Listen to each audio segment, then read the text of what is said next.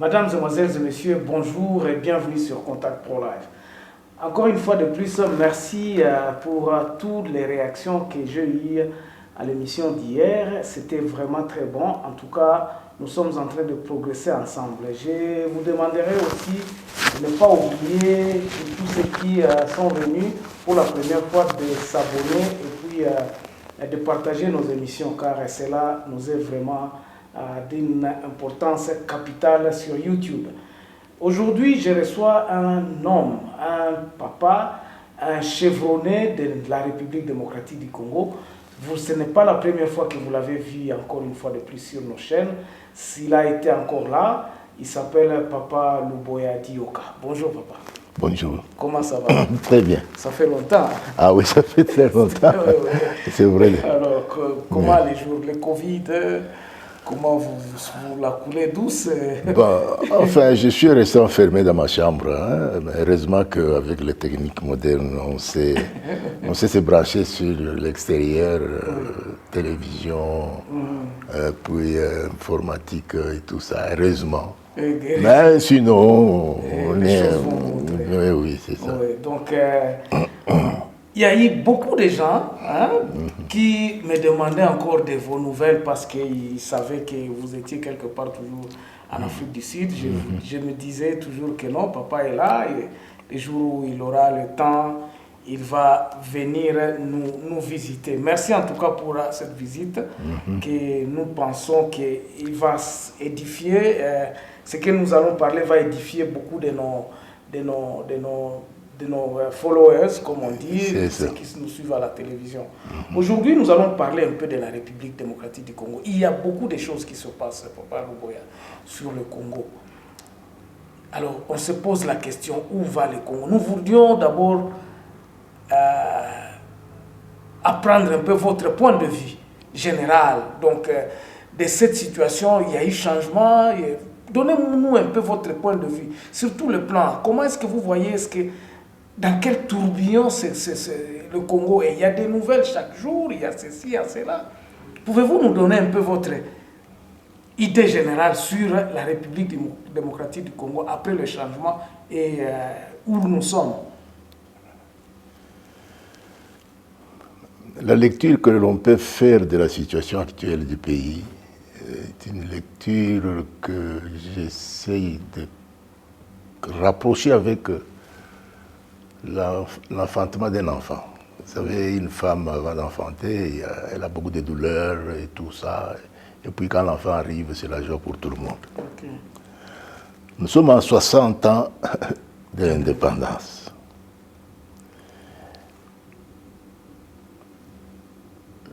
Nous avons, toute une autre lecture des conditions dans lesquelles le pays avait accédé à l'indépendance. Étions-nous préparés? Nous répondons que non. Nous répondons que non, pourquoi? Nous avons toujours dit qu'il y a eu 44 Congolais qui étaient choisis pour participer à la table ronde. Sur les 44, plus de la moitié étaient des primériens. Aujourd'hui, j'aimerais bien poser la question aux Congolais. Un primérien peut-il discuter des problèmes d'une nation? Ça, c'est un. Il y a eu des chefs coutumiers, il y a eu des choses. Les intellectuels qui étaient là, étaient-ils à mesure d'appréhender les choses au niveau d'une nation moderne? Je répondrais que non. Ce qui fait que de deux versions qui étaient prévues, de deux sessions qui étaient prévues à la conférence nationale, à la table ronde, il y a eu, premièrement, la version politique qui a donné la date de l'indépendance. Mais la session qui s'occupait des problèmes économiques, sociaux, financiers et des populations, aucun des leaders n'a participé à ça. Ça ne nous frappe pas. Quel genre de leader avons-nous eu à cette époque-là? Ce n'est pas la population qui les intéressait. Et aujourd'hui, 60 ans après, nous vivons que la population n'a jamais intéressé les leaders politiques. Donc tout ce qui se passe, ce n'est que sur les intérêts des politiciens. Oui, individuels. Nous avons la démocratie.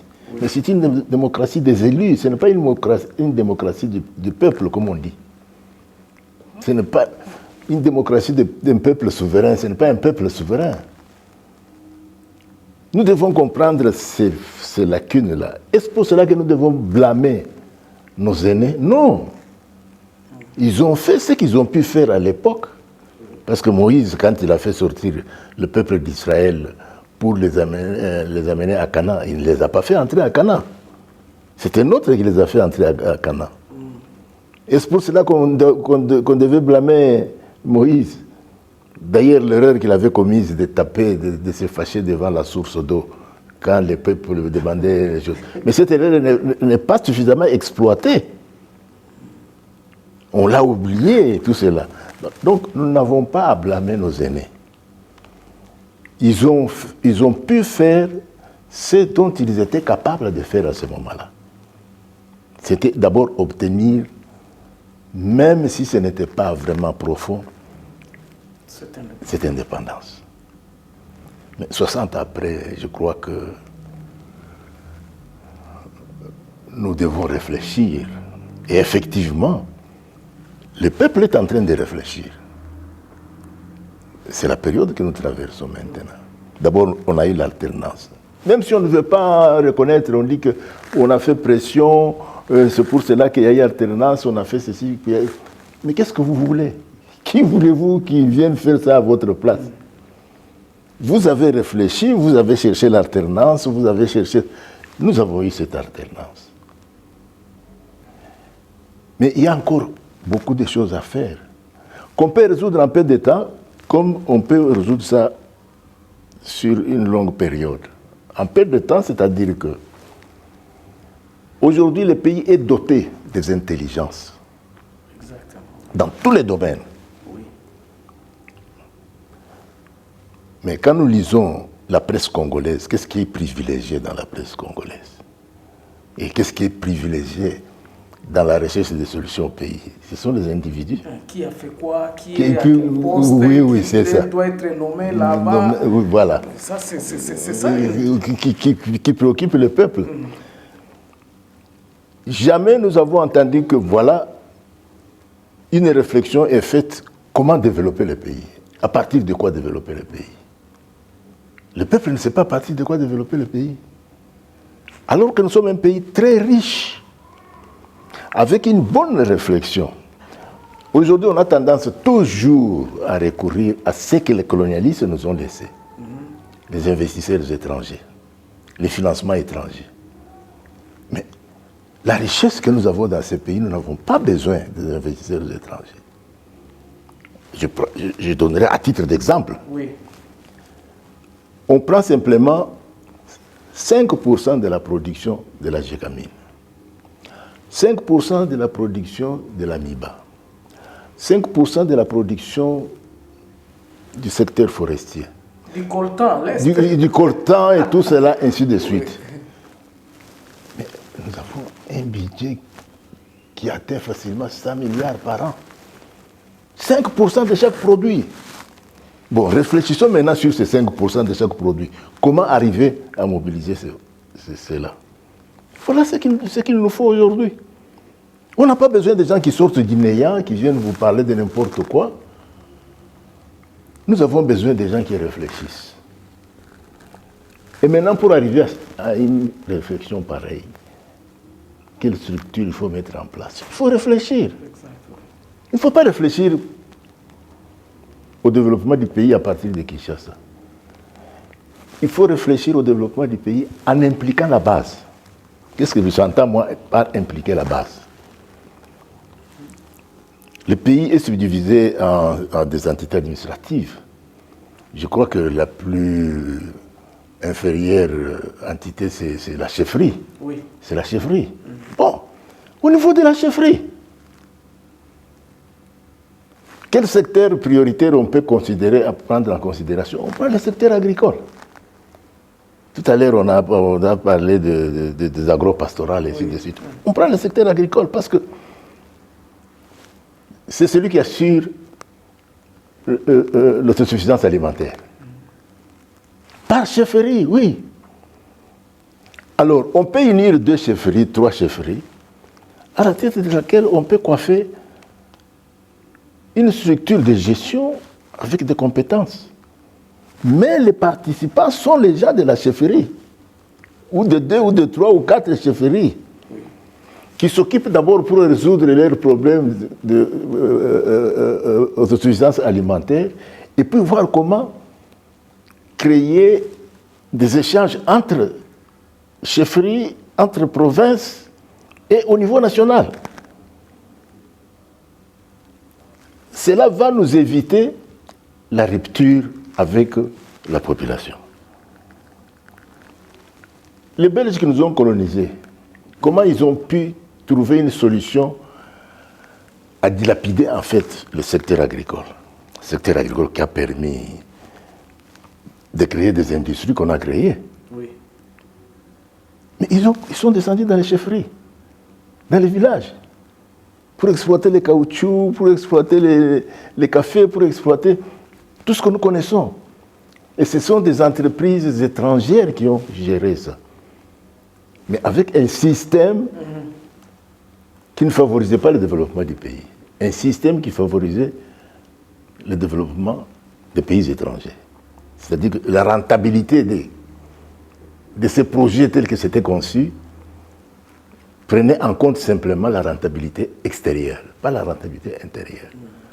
Ce qui explique que quelques années après l'indépendance, lorsqu'ils ont senti qu'ils ne peuvent plus vivre longtemps à l'intérieur du pays, et ça, beaucoup de Congolais ne le savent pas, c'était une décision qui a été prise par les multinationales de quitter les milieux ruraux.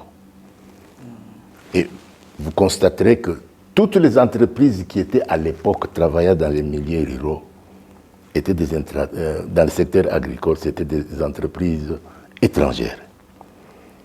Combien il en reste aujourd'hui? Il n'y en a pas.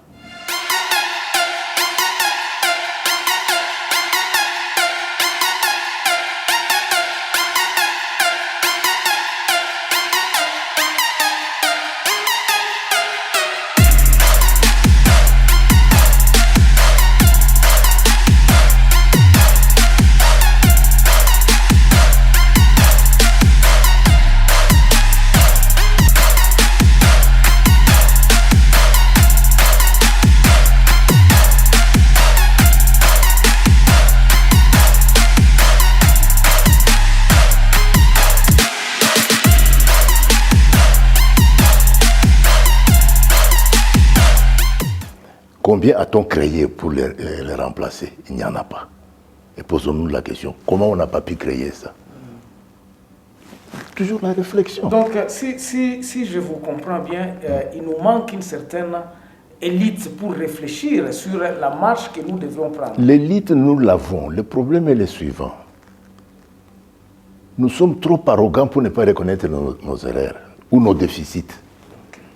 Reconnaître son déficit, ce n'est pas l'incapacité. Reconnaître son déficit, au contraire, c'est pour être boosté, pour aller plus loin. Ah non, je n'ai pas compris ça, donc je n'ai pas connaissance de ça. Exactement. Et puis on approfondit la connaissance. Et c'est ainsi qu'on va de l'avant. Mais ici, nous connaissons tout. Depuis que nous avons eu l'indépendance, nous nous sommes accrochés à l'augmentation de l'exploitation des matières premières. Nous avons oublié l'agriculture. Et je prends un exemple. Avant l'indépendance, le Congo était premier producteur d'huile de palme. Premier producteur d'huile de palme. Aujourd'hui, nous importons l'huile de palme. Deuxième exemple que je voudrais donner également. Dans cet élan de la position de premier producteur d'huile de palme,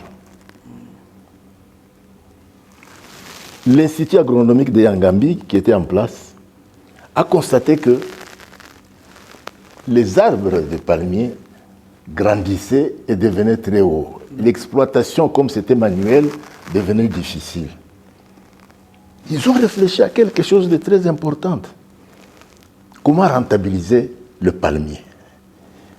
Yangambi a créé ce qu'on appelle le palmier né. Le palmier né avait une rentabilité dans la production de régime de palme beaucoup plus élevée que le palmier qui grandissait. Ça, c'est de la recherche. Oui, effectivement. Mais le comble, c'est quoi? Est-ce que la République démocratique du Congo a profité de cette recherche? Nous sommes restés non. Pratiquement... Mais qui ont profité de cette recherche? D'abord la Côte d'Ivoire.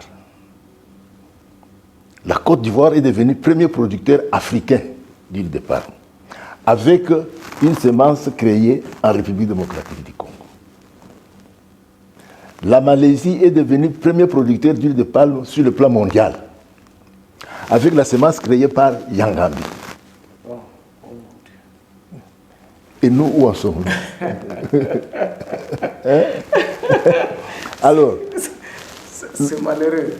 C'est pour cela que nous, à 60 ans, nous devons accepter d'abord notre déficit, accepter aussi une vision qui consiste à rompre, je dis bien rompre, il faut qu'il y ait une rupture avec le système de gestion du pays, de gestion de l'économie du pays. Parce que le système de gestion du pays et du développement du pays a été conçu par les colonialistes. C'est ce système-là qui continue jusqu'à aujourd'hui. Et ce système favorise la rentabilité des pays étrangers qui nous exploitent. Je préférerais qu'il y ait un gouvernement qui casse avec ce recours au financement à l'étranger. Mais beaucoup d'intellectuels n'acceptent pas ça. Et c'est ça que j'appelle l'aliénation. Ils ne veulent pas rentrer au travail ou pourquoi? Parce que non. Si nous coupons par exemple le financement étranger, oui. Si nous nous disons il faudrait que nous recourions à nos propres moyens pour rentrer travailler la terre. Mais c'est-à-dire que... D'où viendrait l'argent? Non, ce n'est même pas question d'argent. Oui, mais c'est-à-dire... C'est-à-dire qu'il y a l'homme lui-même d'abord qui devra se prendre en charge.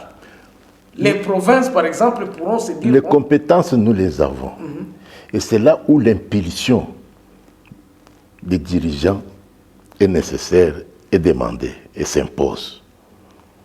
Nous devons avoir des dirigeants qui réfléchissent réellement au développement du pays, pas des dirigeants qui se préoccupent des individus. Parce qu'aujourd'hui, nous avons des dirigeants qui s'occupent des individus. Exactement, oui. Il faut placer quelqu'un. Il faut placer quelqu'un, il faut... Il ne faudrait pas que celui-ci ne reste pas sans fonction. Non. Tu peux avoir une maîtrise dans tel secteur ou dans tel domaine. Mais tu ne peux être retenu que si tu es parrainé par un individu. Non, arrêtons cette histoire-là. Nous devons rompre avec ça. Regardons le parrainage par compétence et par expérience aussi. Parce que compétence seule ne suffit pas, mais il faut l'expérience. Exactement. Oui. L'expérience, c'est-à-dire quoi? Aujourd'hui, pourquoi nous ne comprenons pas que, puisque le secteur agricole a été négligé depuis l'indépendance, c'est ce qui explique la pauvreté que nous avons au niveau des populations. Ok, merci beaucoup en tout cas, papa. Nous sommes toujours dans ce sujet-là. Oui. Nous allons prendre une petite pause et nous revenons juste après. Ok. Justement pour nous permettre un peu de souffler. Ok.